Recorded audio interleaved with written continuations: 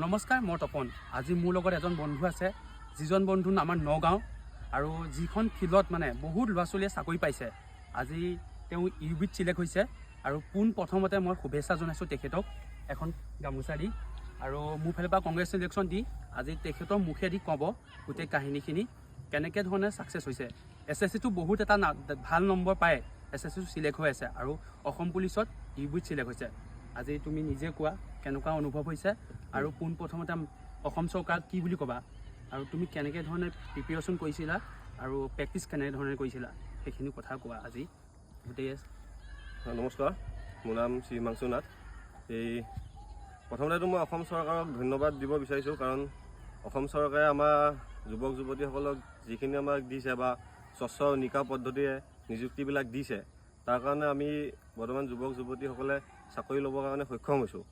কাৰণ আগতে এনেকুৱা নাছিলে, এতিয়া আমাৰ নিজৰ নিজৰ সক্ষমৰ কাৰণে চাকৰিবিলাক পাইছে, হয়। সেইকাৰণে এতিয়া আমি এই অসম পুলিচ হওক কিবা হওক অসম চৰকাৰৰ যিকোনো চাকৰি আমি ল'বলৈ সক্ষম হৈছোঁ। সেইকাৰণে আমি অসম চৰকাৰ বা আমাৰ হিমন্ত বিশ্ব শৰ্মা ডাঙৰীয়াক আমি প্ৰথমতে আমি শুভেচ্ছা জনাইছোঁ, ধন্যবাদ জনাইছোঁ। সেইটোৱে। আৰু তুমি কেনেকৈ ধৰণে কৰিছিলা? প্ৰিপেৰেশ্যন বুলি ক'ব গ'লেতো মই বহুত আগৰ পৰাই মই প্ৰিপেৰেশ্যন কৰি আছোঁ। নাই কমেও 3-4 বছৰৰ পৰা মই ইণ্টাৰভিউৰ লগত জড়িত। এইখন ফিল্ডতে ধৰা মই 11 নম্বৰ ইণ্টাৰভিউ এটা বৰ্তমান পাইছোঁ, 11টা ইণ্টাৰভিউ দি বৰ্তমান সময়ত মই পাইছোঁ। এতিয়া SSCত কেনেকুৱা নম্বৰ পাইছা তুমি? SSCটো বৰ্তমান মোৰ এইবাৰ 108 নম্বৰ আছে। SSCটো মেডিকেল বাকী আছে।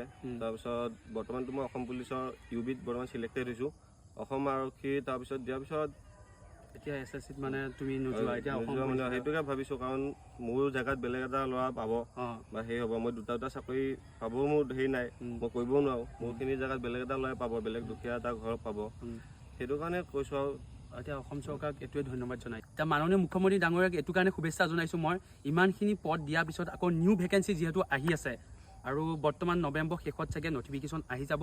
বহুত ল'ৰা ছোৱালীয়ে মানে অপেক্ষা কৰি আছে আৰু যিহেতু এপইণ্টমেণ্ট লেটাৰ দিয়াৰ পিছদিনাখনেই আমাৰ মাননীয় মুখ্যমন্ত্ৰী CM ছাৰে লাইভ যোগেদি কৈছিলে আৰু মই নিজে সোধোতেও কৈছিলে অসম পুলিচ হওক বা কামাণ্ডো হওক বা ফৰেষ্ট হওক বা ADRE হওক বা SI হওক, বহুতখিনি পদ আহি আছে, আমাৰ নিউ ৰিক্ৰুটমেণ্ট হ'বলৈ গৈ আছে।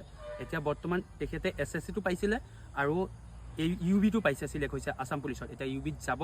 এতিয়া বৰ্তমান যিখিনি ল'ৰা ছোৱালী মানে প্ৰেক্টিচ কৰিম বুলি ভাবিছে, সেইটো নহয়, অতি সোনকালে তোমালোকে ফিল্ডত গৈ প্ৰেক্টিচ কৰা, যিহেতু যথেষ্ট কম সংখ্যা আৰু বহুত কাট অফ কম যায় আজিকালি। সেইটো কাৰণে এইটোৱে ধন্যবাদ জনাইছোঁ। আজিলৈ ইমানেই আছে। ভিডিঅ'টো যিমান পাৰা অসমৰ কেণ্ডিডেট সকলোৱে যিমান পাৰা শ্বেয়াৰ কৰা। আজিলৈ ইমানেই আছিলে। জয় আই অসম।